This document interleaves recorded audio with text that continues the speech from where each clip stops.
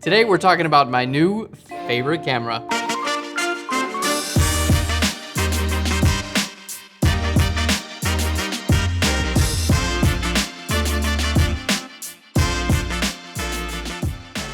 Now, before we get into today's episode, I want to give a big shout out to Wix. They're sponsoring our video, and I just built my own personal website on Wix. Having a beautifully designed website is super important for photographers and visual artists, but who wants to spend all their time designing a web page? Well, making a web page with Wix is incredibly simple to do. In fact, I was able to build my website in less than an hour, and the results look amazing and professional. And I didn't have to worry about writing or learning any code at all. It's totally visual, so if you know what you want it to look like, you can create a beautiful website in just a few minutes. I decided to put my portfolio right there on the homepage, and there were a ton of really nice gallery templates to choose from. So these templates make it super easy to set up, and as a bonus, you can go in there and change all the settings so you can make it look like it's your own personalized website.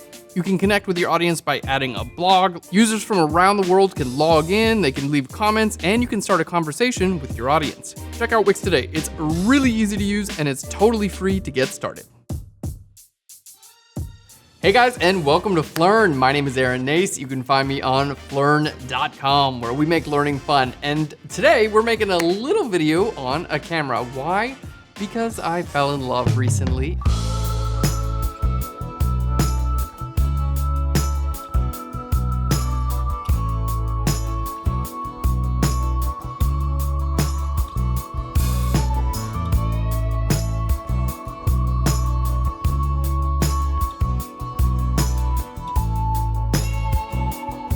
So about 6 months ago, I realized that I was only shooting with a giant digital SLR, which means that I was pretty much only picking that camera up when it was time to go to work and do my job. And whether that was in the studio or out on assignment, that was the only time I was taking my camera with me. And this little guy sticks with me wherever I go. This is the Fujifilm X100F, a mirrorless camera with a 24.3 megapixel APS-C sensor, a hybrid viewfinder, a fixed Fujinon 23mm f2 lens, a bright 3-inch LCD display, and a built-in 3-stop neutral density filter, all in a beautiful, compact design. So my dad was in town a few weeks ago and he was like, man, I had a camera when I was in high school that looked just like that thing. And I get that response all the time. It's got a very nostalgic design, and I think that makes it less intimidating, which means you can get some incredibly fun, candid photos that you would not be able to get with a larger camera. Now, it looks like a prop from a Wes Anderson movie, and it pretty much is.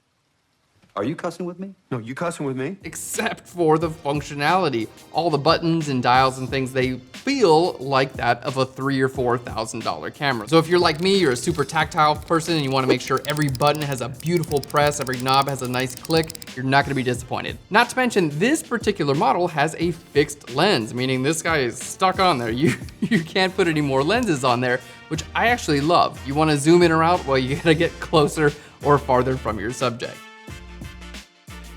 So one of the coolest things I think about this camera is it's made by Fujifilm, and they've made film for a long time. So they worked super hard to develop color profiles that they put inside of this camera that actually represent the film profiles from, the days of physical film, which means the color rendition is incredible. Now, in my opinion, this thing renders especially reds and oranges better than my Canon, which means skin tones tend to look more natural.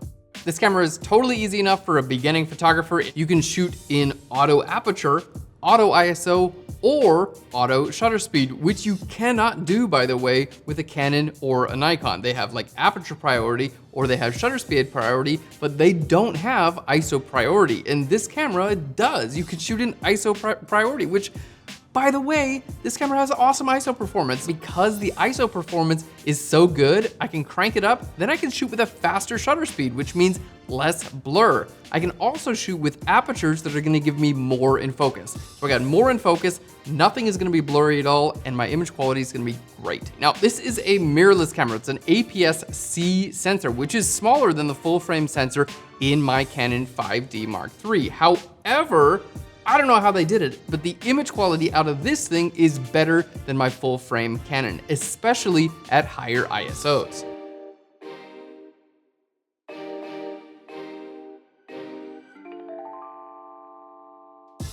So working with a fixed focal length and a compact portable camera has kind of changed the way that I see the world and see photography. I'm looking at different things to make my images stand out. And again, I've really been enjoying shooting in black and white.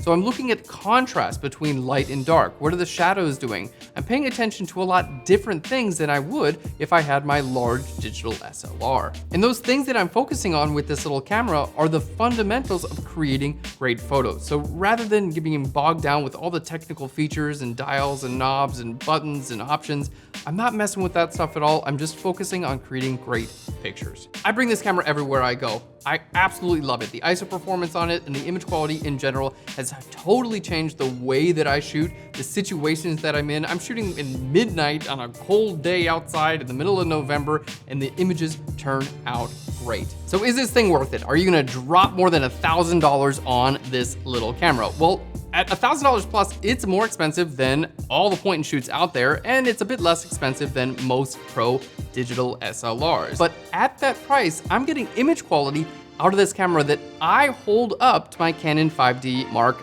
III, which is about $3,000 new with a couple $1,000 lens on it. Now, I do want to mention this camera does have a hot shoe and manual settings, so you could use this as a studio camera with studio flashes. Now, if I had just my phone and I was looking to get my very first camera, would I be happy with just this camera and no digital SLR? My answer is 100% yes. Bringing this camera with me more often means I'm taking more pictures, which means I'm constantly getting better. And to me, you can't put a price tag on that. Guys, thank you so much. I hope you enjoyed this little video. Let me know in the comments down below, because I don't think we've ever made a video about cameras before. Let me know what you think. I'd love to make more. Thank you so much. I will Phlearn you later. I'm gonna do one of these because it feels real natural right about now. Bye, guys.